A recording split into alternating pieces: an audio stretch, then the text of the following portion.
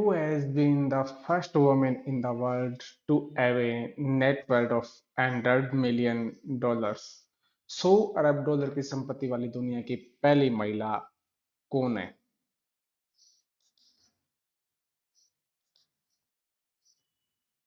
इंदिरा नूई, ओपरा विनी, Susan वजस्वी या Francois mine's? तो इसका करेक्ट ऑप्शन रहेगा डी, फ्रांसवा माइज। दिसंबर 2023 में फ्रांसवा बेटनकोट माइज 70 वर्षीय विश्व की महिला बन गई है जिसके पास 100 अरब डॉलर की संपत्ति है। फ्रांसवा माइज दुनिया की सबसे बड़ी कॉस्मेटिक कंपनी लोरियाल की होल्डिंग कंपनी लेथाइल की चेयरपर्सन और लोरियाल ग्रुप के बोर्ड ऑफ डायरेक्टर की वाइस चेयरपर्सन है।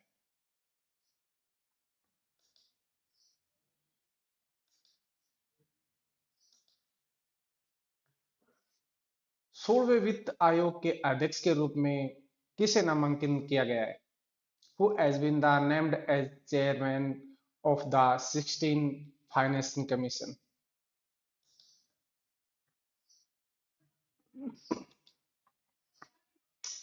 जयदेव शर्मा, किशोर कुमार, अरविंद पनगड़िया, जगदीश माकन? तो इसका करेक्ट जवाब रहेगा सी ऑप्शन, अरविंद पनगटिया। केंद्र सरकार ने 16वें वित्त आयोग का अध्यक्ष अरविंद पनगटिया को बनाया है। अरविंद पनगटिया जनवरी 2015 से अगस्त 2017 तक नीति आयोग के पहले उपाध्यक्ष रह चुके हैं। इसके साथ पिछले दिनों G20 मीटिंग के दौरान उन्होंने भारत के शेरपा के रूप में भी काम किया है।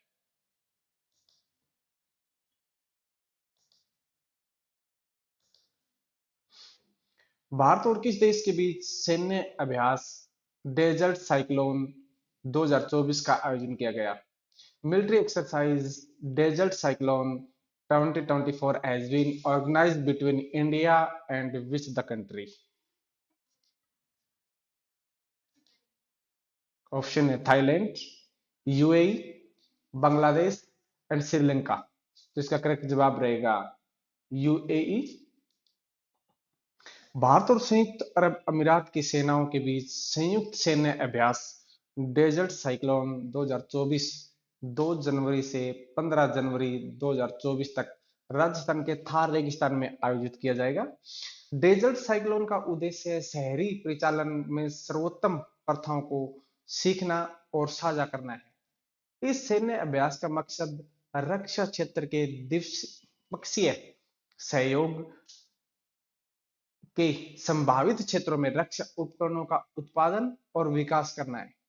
सशस्त्र बलों का संयुक्त अभ्यास विशेष रूप से नौसेना अभ्यास, रणनीति और सिद्धांतों पर जानकारी साझा करना आदि शामिल किया गया है।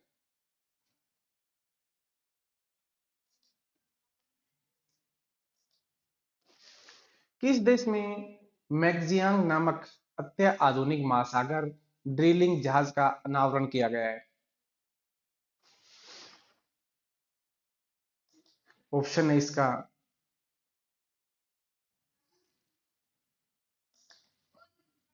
अमेरिका, ऑस्ट्रेलिया, चीन और भारत।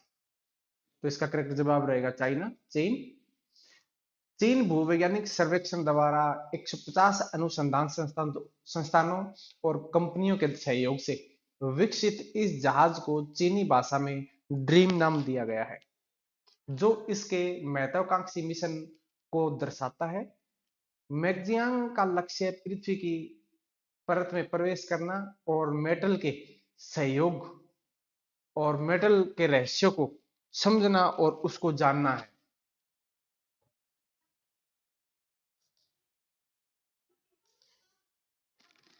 किस राज्य में भारत के पहले पनडुब्बी पर्यटन का अनावरण किया गया है?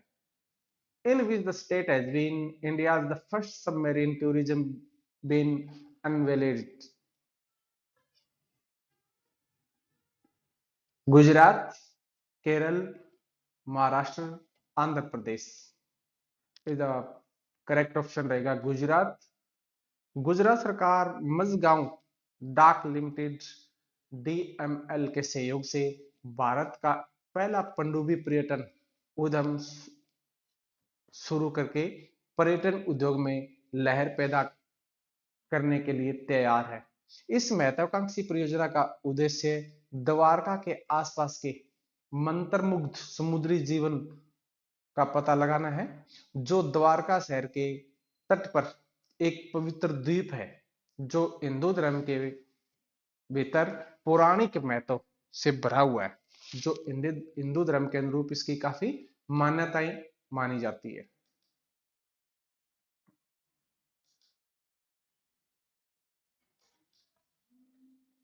किस राज्य के मुख्यमंत्री ने पीएसयू में पारदर्शी भर्ती के लिए सर्वोत्तम उद्यम चयन किया गया है या उद्घाटन किया है? The chief minister of the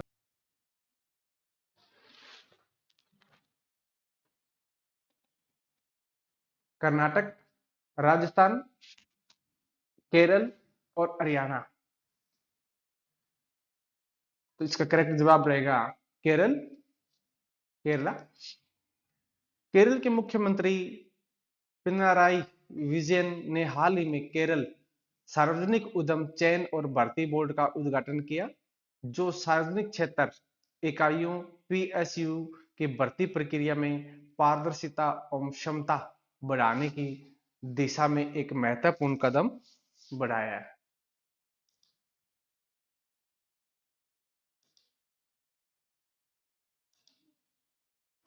किस आईपीएस अधिकारी ने अग्निशमन सेवा और नागरिक सुरक्षा के महानिदेशक के रूप में पदभार ग्रहण किया है? Which the IPS officer has taken charge as the Director General of Fire Service and Civil Defenses? Vijaykant. तो इसका जवाब रहेगा विवेक श्रीवास्तव। केंद्र सरकार ने 1989 बेस के आईपीएस अधिकारी विवेक श्रीवास्तव को अग्निशमन सेवा नागरिक सुरक्षा के लिए महानिर्देशक के रूप में भी नियुक्त किया है। वे 30 जून 2025 तक इस पद पर बने रहेंगे। वह गुजरात कैडर के 1989 बैच के आईपीएस अधिकारी है।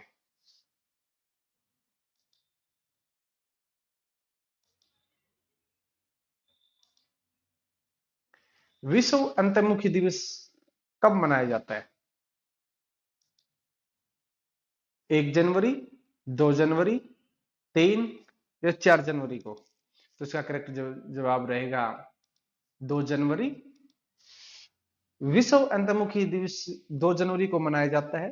अंतर्मुखी दिवस एक अंतरराष्ट्रीय दिवस है जो गलत समझे जाने वाले अल्पसंख्यक यानी ऐसे लोगों का जश्न मनाना जो कम अभिव्यंजक है और सामाजिक रूप से ये अजीब है।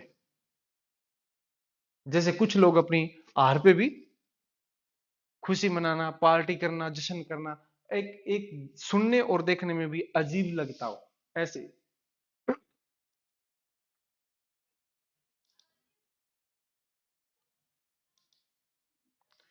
किस देश द्वारा तलाही और नासिर क्रूज मिसाइल का अनावरण किया गया?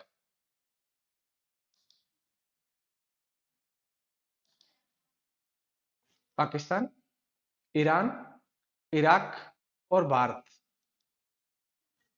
करेक्ट जवाब रहेगा ईरान।